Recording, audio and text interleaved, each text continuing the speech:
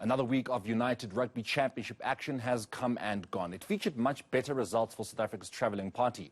The Bulls and Sharks managed to win in the north while the Storms drew. The Lions were the only local team to lose, going down narrowly in the Highlands of Scotland. To make sense of this past weekend, journalist Michael Vlismas joins us via Zoom.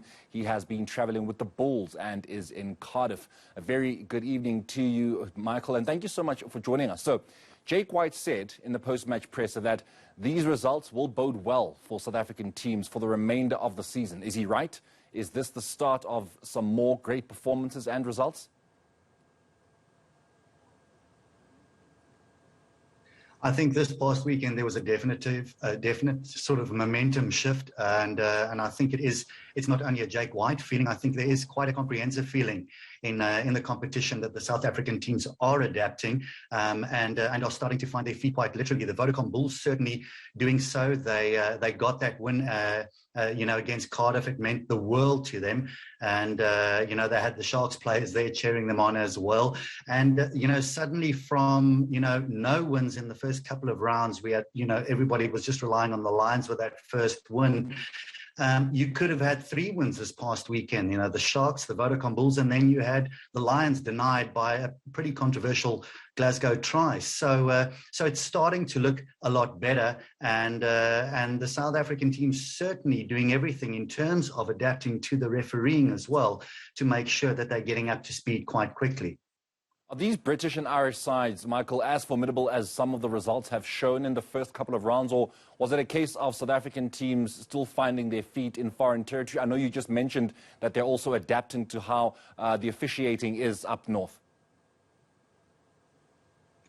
Yes, I think that's been the big thing. I had a fascinating conversation because, Vodacom Bulls coach Jake White brought in Tapa Henning, and it was a master stroke. He got in the former South African referee and a vastly experienced referee who's been for the past 8 years been heading up Scottish rugby's refereeing panel, and they've actually just now had a very lengthy session with Tapa Henning, and he's been going through exactly what the referees here expect, and as he says, it's the same rule book.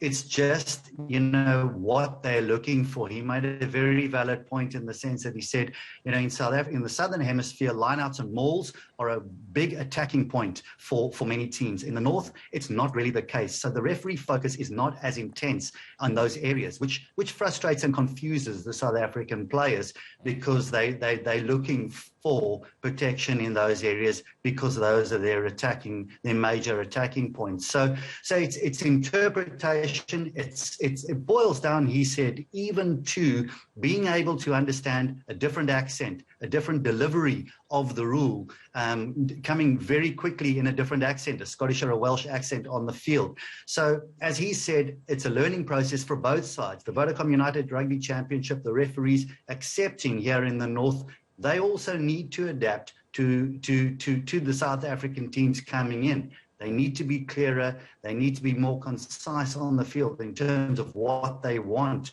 from South African players. And South African players, in turn, need to also adapt that there is a lot less tolerance for infringements up here than there is down south. Just before we let you go, Michael, they're going to be coming here in a couple of weeks. It'll be during our summer, and our temperatures will not be kind to them. Could that work in the South African franchise's favour? Well, the news now is that they won't be coming down south. That the matches for rounds 6 and 7 will be played in Italy because although all protocols and red lists have been removed, the organisers basically stating that plans had been put in place for Italy as a kind of a neutral venue. So it is a bit of a blow for the South African teams, as you say, hoping to take advantage of home grounds and so on. But still, I think what you saw this last weekend is teams getting up to speed pretty quickly, sharing resources, sharing intel. Jake White saying that Tapa Henning is welcome to go and speak to the Sharks while he's in town, which he's actually doing.